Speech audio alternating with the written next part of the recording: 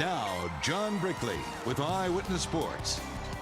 Tom Brady can count on one hand how many offensive weapons he has left due to all the injuries. Gronk is out, Aaron Dobson is out, as the Patriots hosted the Colts with a chance to make it to their third straight AFC Championship game, a chance they didn't want to pass up, or should I say run away from. Colts quarterback Andrew Luck committing 4 turnovers in last year's matchup versus the Pats. Opening drive for Indy, Luck's pass intercepted by Alfonso Dennard.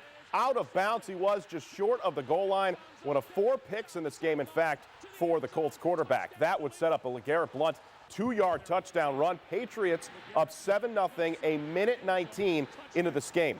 Second quarter, Blount again diving in for the 2-yard touchdown as the Patriots would extend their lead to 21-7. Blount 3 touchdowns in the first half for New England. After the Colts added a field goal, the snap on the punt goes over the head of Ryan Allen.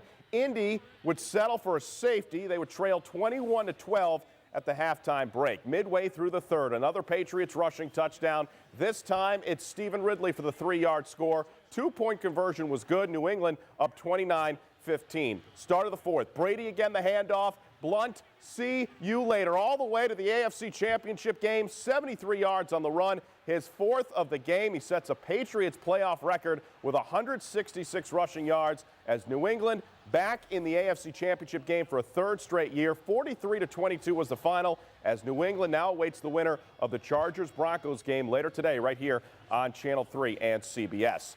A wild crowd on hand in Seattle as the Seahawks hosted the Saints. New Orleans trailed by 16 at the break. Kyrie Robinson with the 1-yard touchdown for New Orleans. The 2-point conversion, that made it 16-8 Seahawks in front. But Seattle had one big weapon. That was Marshawn Lynch. Uses his blockers in for the 31-yard touchdown. His 2nd touchdown run of the game. Seahawks advance to the NFC Championship game. 23-15 is the final. Seattle now awaits the winner of the 49ers-Panthers showdown. While the UConn women haven't had any problems racking up conference wins, the exact opposite can be said about Kevin Ollie and the UConn men. Still winless in the AAC after losses on the road to both SMU and Houston. UConn hosting Central Florida. Huskies haven't started 0-3 in conference play in 29 years. Game tied up at 12 early. The dish inside of the freshman, Amita Brime, who throws down the slam. He would have a huge first half. Minutes later, the big man once again off the miss by Shabazz Napier. The rebound, the putback. He would reach his career high in less than 8 minutes into this one. 10 points, 3 blocks at the half for the UConn freshman. Second half, UCF would eventually cut down the lead to 4. Daniels, though, with the short bucket, 2 of his 13. UConn up 8. Napier at 14 points, 11 assists. One of them here to Brime for the slam.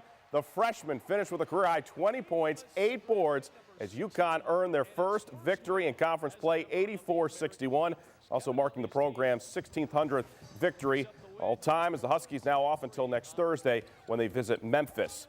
A sold-out crowd of more than 9,200 on hand in the Webster Bank Arena in Bridgeport as the UConn women hosted Temple. No Morgan Tuck out with a right knee injury.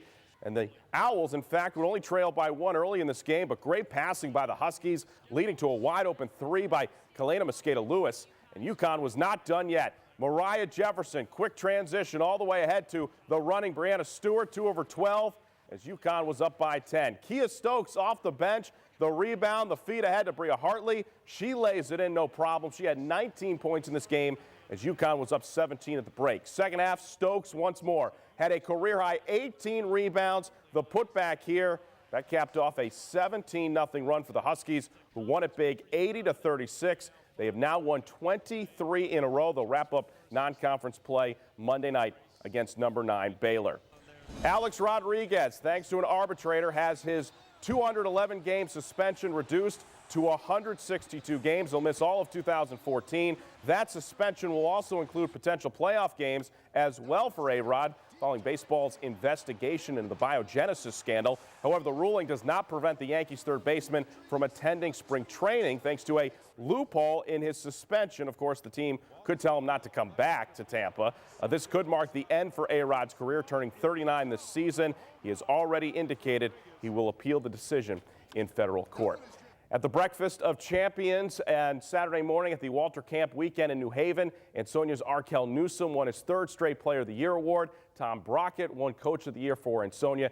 And also in college hockey, Yale was a winner over Harvard 5-1 at Madison Square Garden. A reminder coming up at 4:40 here on CBS and Channel 3, the playoff scenario. The Broncos will take on the Chargers. New England will have home field advantage in the playoffs for the championship game.